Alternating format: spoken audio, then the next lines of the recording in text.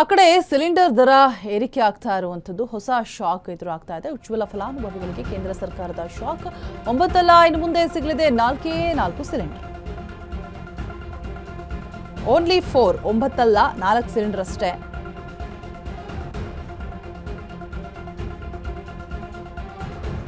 Electric stove ಅಥವಾ gobar gas ಮೊರೆ ಹೋಗಬೇಕಾದಂಥ ಪರಿಸ್ಥಿತಿ ಅಲ್ಲ. ಹಳ್ಳಿಲಿದ್ರೆ ಗೋಬರ್ ಗ್ಯಾಸ್ ಇಲ್ಲ ಅಂತಂದ್ರೆ ಎಲೆಕ್ಟ್ರಿಕ್ ಸ್ಟವ್ವೇ ಗತಿ.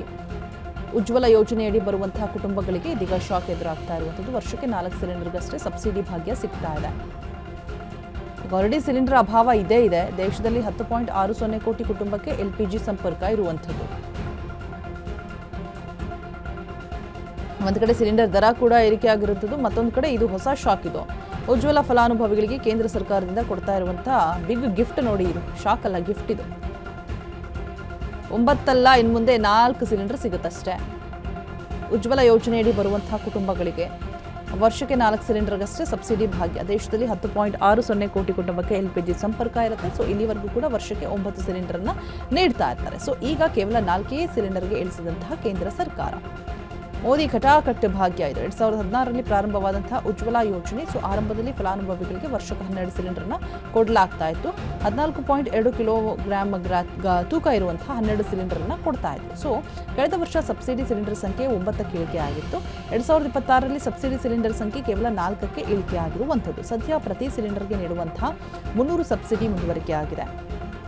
ಗ್ರಾಹಕರು ಬ್ಯಾಂಕ್ ಖಾತೆಗೆ ಜಮೆ ಆಗಲಿದೆ ಸಬ್ಸಿಡಿಯ ಹಣ.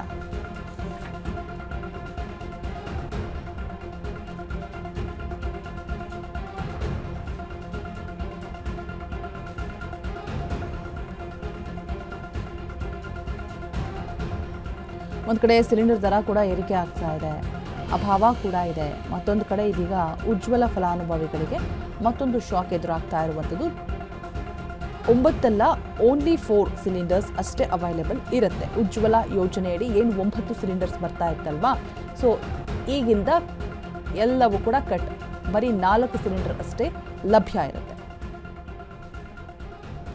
ಮೋದಿ ಕಟಾಕಟ್ಟ ಭಾಗ್ಯ ನೋಡ್ತಾ ಹೋಗೋದಾದ್ರೆ, ಕಳೆದ ವರ್ಷ ಸಬ್ಸಿಡಿ ಸಿಲಿಂಡರ್ ಸಂಖ್ಯೆ 9ಕ್ಕೆ ಇಳಿಕೆ ಆಗಿರುತ್ತೆ. 12 ಇರುತ್ತೆ, ಕಳೆದ ವರ್ಷ 9ಕ್ಕೆ ಇಳಿಕೆ ಆಗಿರುತ್ತೆ. ಈಗ 2026ರಲ್ಲಿ ಸಬ್ಸಿಡಿ ಸಿಲಿಂಡರ್ ಸಂಖ್ಯೆ ಕೇವಲ 4ಕ್ಕೆ ಇಳಿಸಿರುವಂಥದ್ದು. ಸದ್ಯ ಪ್ರತಿ ಸಿಲಿಂಡರ್ಗೆ ನೀಡುವಂತಹ 300 ಸಬ್ಸಿಡಿ ಮುಂದುವರಿಕೆ ಆಗಿದೆ. ಸೊ ಗ್ರಾಹಕರ ಬ್ಯಾಂಕ್ ಖಾತೆಗೆ ಜಮೆ ಆಗಲಿದೆ ಸಬ್ಸಿಡಿಯ ಹಣ.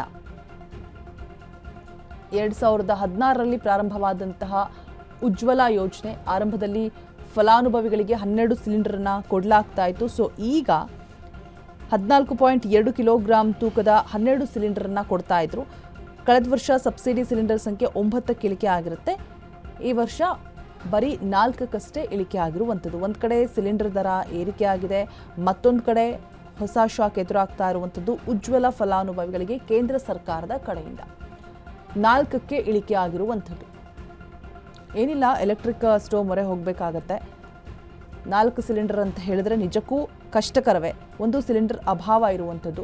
ಸೊ ಅದೇ ರೀಸನ್ನಿಂದಾಗಿ ಬೆಲೆ ಏರಿಕೆ ಕೂಡ ಆಗ್ತಾ ಇರುವಂಥದ್ದು.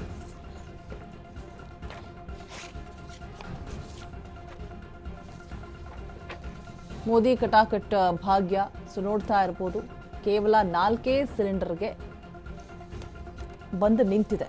12ರಿಂದ 9 ಆಯಿತು, ಈಗ 4 ಸಿಲಿಂಡರ್ಗೆ ಮಾತ್ರ ಸೀಮಿತ ಆಗಿದೆ.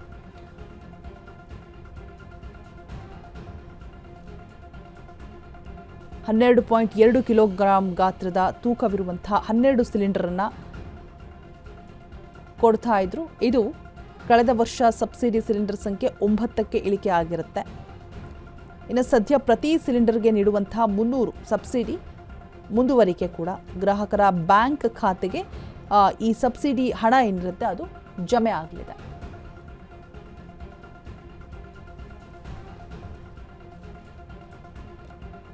ಡೀಟೇಲ್ಸ್ ಅನ್ನ ಕೊಡೋದಕ್ಕೆ ನಮ್ಮ ಪ್ರತಿನಿಧಿ ಲಕ್ಷ್ಮೀ ಬಾಗಲಕೋಟೆ ದೂರವಾಣಿ ಸಂಪರ್ಕದಲ್ಲಿ ಜಾಯಿನ್ ಆಗ್ತಾ ಇದ್ದಾರೆ. ಲಕ್ಷ್ಮಿ, 12ಕ್ಕಿದ್ದಂಥದ್ದು 9ಕ್ಕಾಯಿತು, ಈಗ ಬರೀ 4ಕ್ಕೆ ಬಂದು ಇಳಿಕೆ ಆಗಿದೆ ಸಿಲಿಂಡರ್ ಭಾಗ್ಯ ಉಜ್ವಲ ಯೋಜನೆಯಡಿ. ಸೊ ಒಂದು ಕಡೆ ಬೆಲೆ ಏರಿಕೆಯ ಬಿಸಿ, ಮತ್ತೊಂದು ಕಡೆ 4 ಸಿಲಿಂಡರ್ ಅಂತ ಹೇಳಿದ್ರೆ ಹೇಗೆ ಜೀವನ ನಡೆಸೋದು ಅಂತ ಹೇಳ್ಬಿಟ್ಟು, ಸೊ ಸಾರ್ವಜನಿಕರ ರಿಯಾಕ್ಷನ್ ಏನಾದರೂ ತಗೊಂಡಿದ್ದೀರಾ, ಏನಾದರೂ ಹೇಳಿದಾರಾ ಅಂತ ಹೇಳ್ಬಿಟ್ಟು?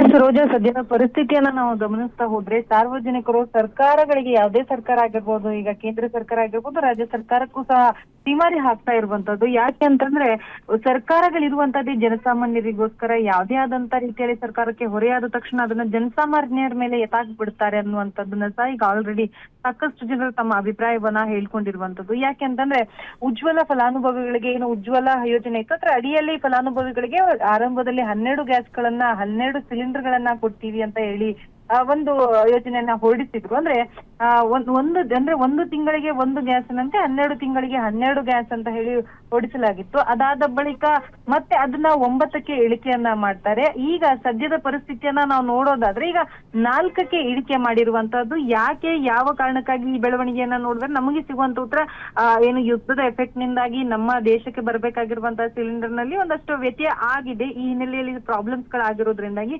ಕೇಂದ್ರ ಸರ್ಕಾರ ಏನು ಈ ಯೋಜನೆ ಅಡಿಯಲ್ಲಿ ಈ ತರ ಮಾಡಿದ್ದಾರೆ ಅನ್ನುವಂಥದ್ದನ್ನ ಗಮನಿಸಬಹುದು. ಆದ್ರೆ ಸರ್ಕಾರಗಳು ಇರುವಂತಹದ್ದು ಜನಸಾಮಾನ್ಯರಿಗೆ ಯಾವ ರೀತಿಯಾಗಿ ಜೊತೆಗೆ ಸಿಗ್ಬೇಕಾಗಿರುವಂತಹ ಮೂಲ ಸೌಕರ್ಯಗಳಲ್ಲಿ ಗ್ಯಾಸ್ ಅನ್ನ ಸಹ ನಾವು ಒಂದನ್ನ ನೋಡ್ತೀವಿ. ಅದು ಇಲ್ಲ ಅಂತಂದ್ರೆ ಖಂಡಿತವಾಗಿಯೂ ಕಷ್ಟ ಆಗತ್ತೆ. ಈ ಹಳ್ಳಿ ಸೈಡ್ ಇರೋಂಥವ್ರಿಗೆ ಆದ್ರೆ ಸೌದಿಗಳು ಸಿಗುತ್ತೆ, ಹೇಗೋ ಅವರು ಅದನ್ನ ಮ್ಯಾನೇಜ್ ಮಾಡ್ಕೊಂಡು ಹೋಗ್ಬಹುದು. ಆದ್ರೆ ಈ ಸಿಟಿಯಲ್ಲಿ ಬೆಂಗಳೂರಿನಂತಹ ನಗರದಲ್ಲಿ ಇರುವಂತವರಿಗೆ ಖಂಡಿತವಾಗಿಯೂ ಕಷ್ಟ ಆಗುತ್ತೆ. ಇದರ ಜೊತೆಗೆ ನಾವು ವಿದ್ಯುತ್ತನ್ನ ಬಳಕೆ ಮಾಡೋದ್ರ ಮುಖಾಂತರವಾಗಿನೂ ನಾವು ಅದನ್ನು ಹೆಚ್ಚಳವಾಗಿ ಬಳಕೆ ಮಾಡೋದಕ್ಕೆ ಅಸಾಧ್ಯ ಆಗುತ್ತೆ.